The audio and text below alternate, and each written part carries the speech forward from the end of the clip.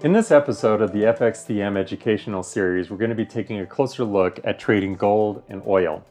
Now, what I'm going to do is I'm going to write down gold over here, and then we'll write oil over here. And something that I find to be very useful, very helpful in understanding how these two relate to the dollar and so forth, is to actually compare them to the dollar as if they were a currency pair. So as if we were looking at the euro-dollar currency pair or something like that.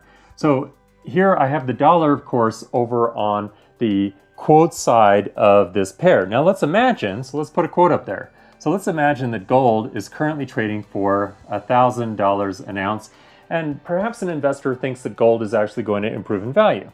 All right, and what if oil, and here we'll say Brent crude, is currently priced at $40 even. So $40 even per barrel, and an investor thinks that prices in the oil market are actually going to go down.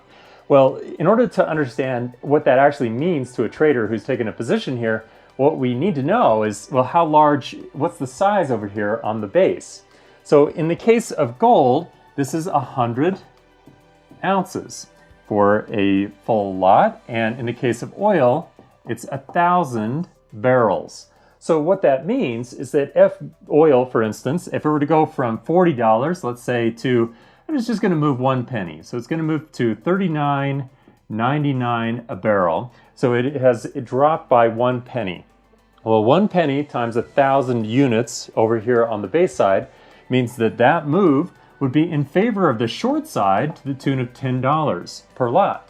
So, or of course, adverse to the long side for $10. Now over here, if let's say, for example, that gold prices has actually improved in value to $1,000.01. So it's actually gone up a little bit. Well, we would take that 1 cent times 100 ounces. So that means that that improvement is actually worth to the long side $1, or to the short side, it would be adverse to the tune of $1. Now, as you might imagine, gold and oil prices are going to have a certain amount of correlation with other major currency pairs, particularly those that are crossed with the dollar. And in some cases, it will have actually a fairly tight correlation with the currency pairs, particularly commodity currency pairs. In fact, let's take a look at a couple of charts here where we'll compare the price of gold versus the dollar to the euro-dollar exchange rate, and we'll contrast the price of oil to the dollar with the Australian dollar to the US dollar exchange rate. So here you can see a comparison between the CFD for Brent crude oil. CFD stands for contract for difference. It's essentially, you could think about it as an agreement between the buyer and the seller to exchange the net value difference at the end of the trade. So for example, if the price has gone up, then the long side is going to get paid and the short side is going to do the paying. Or if the value has gone down, of course, then the short side is going to be paid and the long side is going to be doing the paying. Well, you can see it here compared to the value of the Australian dollar to the US dollar, and these are hourly charts. As the oil price is going up or down, the price of the Australian dollar to the US dollar is also going up or down. So they are very correlated. Now, similarly, there is a tight correlation, because they're both contrasted with the dollar, between the gold to the dollar, which here I have it as the symbol XAU to the US dollar, and the euro to the US dollar. Because the US dollar is, of course, the quote in both cases, they are going to share a certain amount of correlation just automatically, but they will differ a little bit, and we can take advantage of the reasons why they may differ in some trading strategies that we're going to discuss later in the video. Now, taking advantage of trading opportunities in either gold or in oil prices is very similar to trading another currency pair from a technical perspective. But from a fundamental perspective, there are a couple of differences, mostly in the way that a particular economic announcement may have a more pronounced effect on the price of oil or the price of gold than it would even on potentially a commodity currency.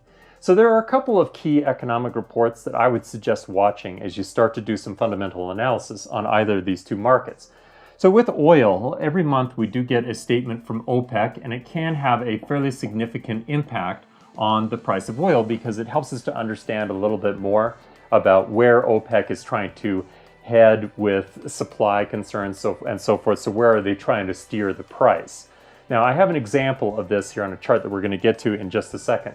In the case of gold, it can be very sensitive to the rate of inflation Now, inflation is not just a function of what is the actual change in, let's say, a basket of consumer goods or producer price inflation or something like that, but oftentimes a leading indicator for inflation are economic growth indicators, in particular, industrial production numbers.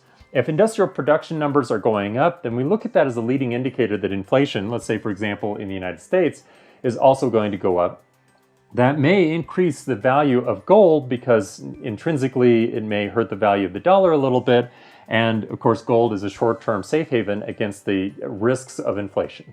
Well, by the same token, of course, if industrial production, even worldwide, not just in the US, of course, but worldwide is beginning to contract, well, usually that's associated with fairly low levels of inflation or potentially even disinflation.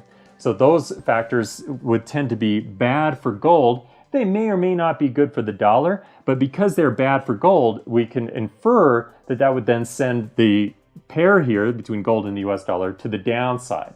So let's take a look at a couple of examples where we can get into a little bit more detail in the relationship between some of these fundamentals and what's actually going on in the chart between gold and the US dollar or oil and the US dollar. So let's start with gold. I think this one is a very interesting example. In about the middle of April, about April 12th, 2013, the Fed was actually preparing for an FOMC announcement that was coming up, and production numbers in the US and China were both pointing towards lower inflation because production levels were contracting a little bit. Now, as you can see, during that period of time, gold really tanked, so it dropped very, very quickly. Subsequently, at the end of April, in fact, the last day of April, the first day of May in 2013, we had the two-day FOMC meeting. So no easing, no additional easing initiatives were announced at that point, and gold topped out again and began to decline.